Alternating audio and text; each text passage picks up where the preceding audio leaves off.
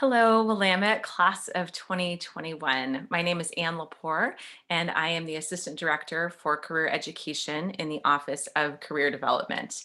And I am here today as part of our Life After Woo series. This is a four-part series where we hope to share information with you that will help in your post-grad job search and give you the opportunity to hear from alums who are now in their own careers and acting as recruiters and all kinds of interesting roles. So without further ado, I'm going to talk a little bit today about resumes and cover letters. That's the topic this week.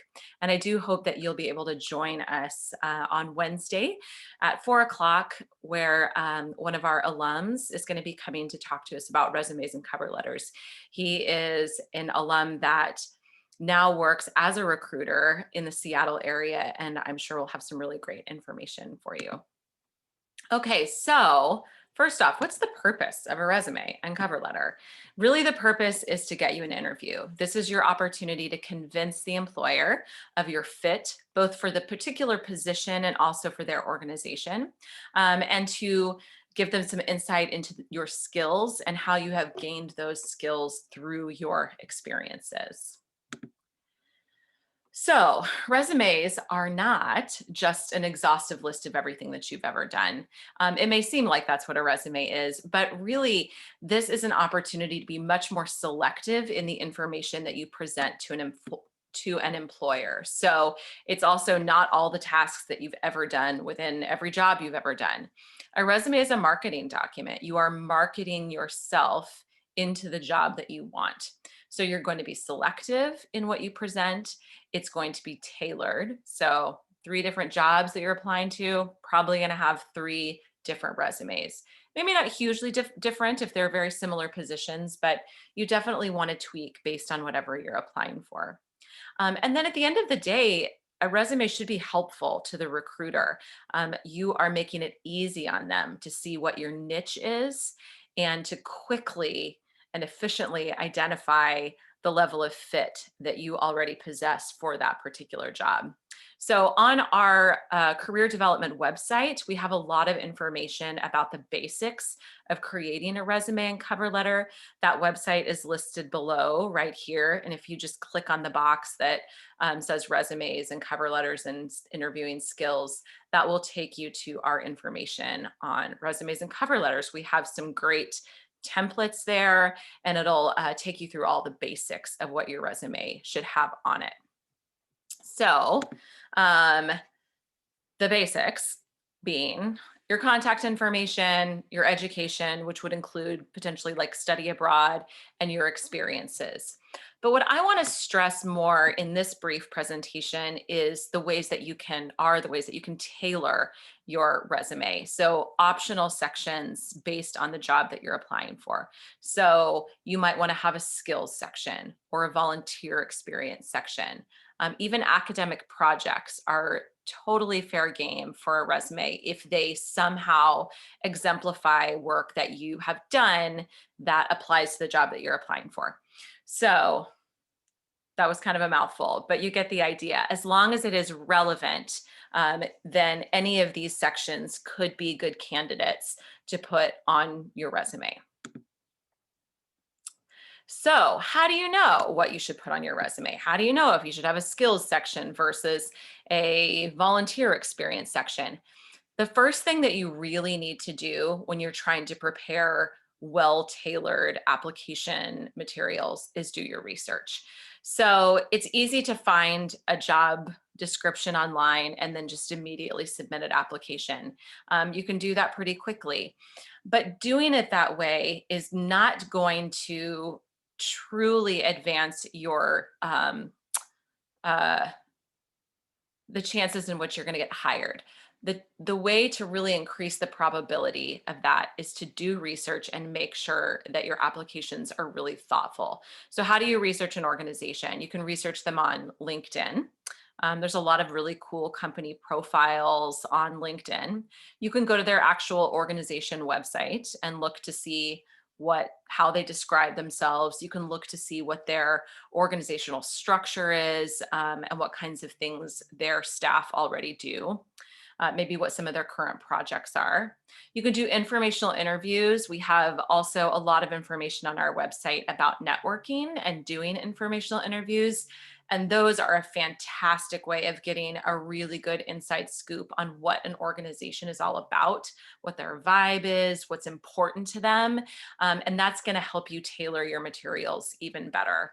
And then also really staying aware of what's going on in your particular industry by looking at professional organizations and the kind of information that they have on their web pages, and really just staying abreast of what's current in your particular industry.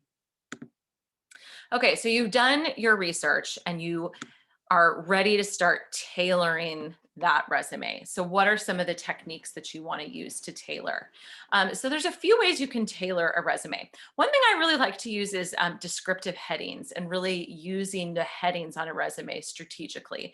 So if you are applying for a position in marketing, for example, you might want to have a heading that says marketing experience or marketing and communications experience, rather than just something like relevant experience.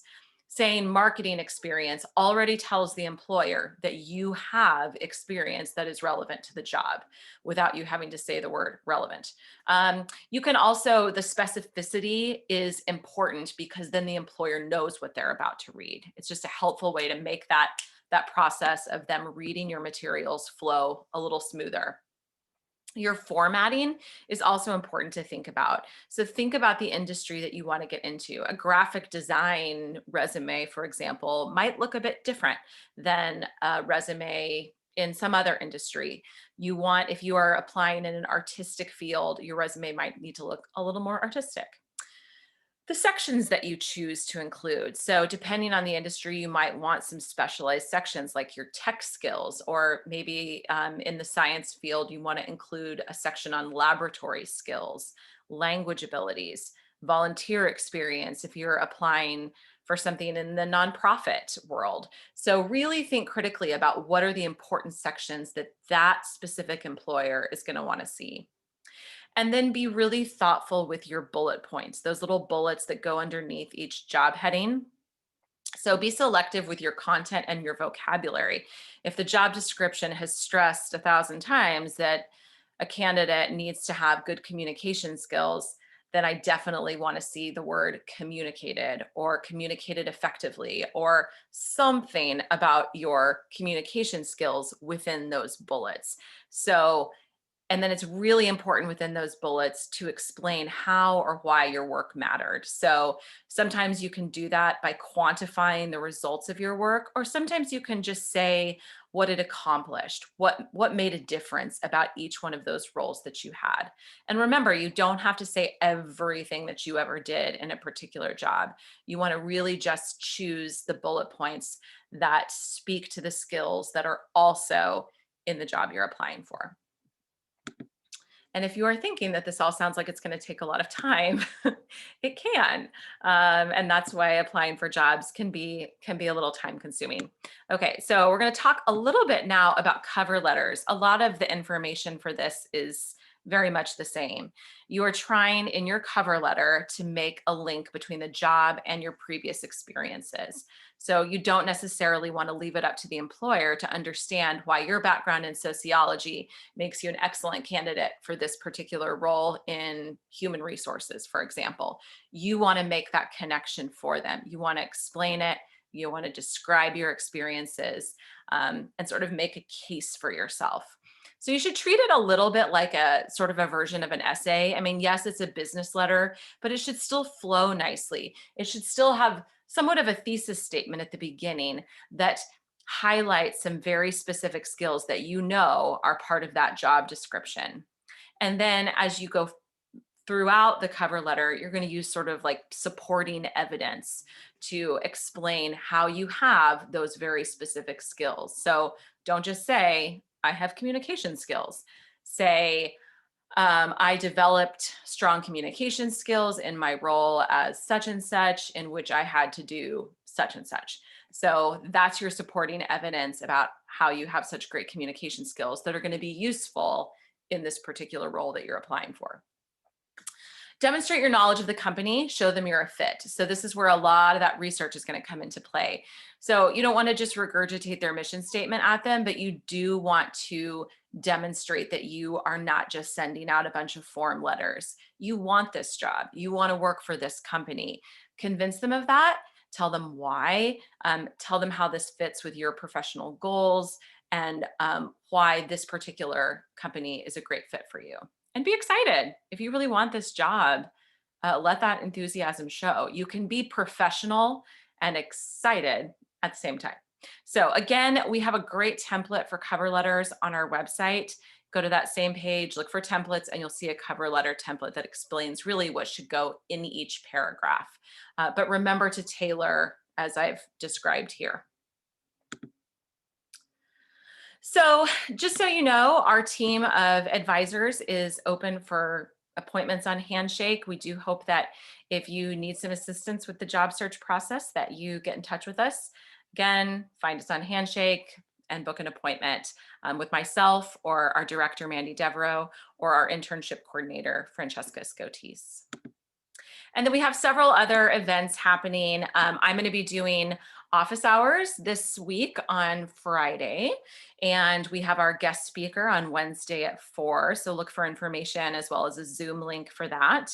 And then coming up in the coming weeks, we have interviewing skills, and we also have some content on making decisions and just career and life planning in general. And for that particular topic, we have a panel of 3 alums coming to talk about their own professional journey. So these are really great opportunities to hear from alums who have definitely been through some of the same experience as you. So we hope that you'll join us for some of those. So please let us know how we can support you, and I wish you the best with your job search, and hope that you will keep in touch with us. Thanks. Bye.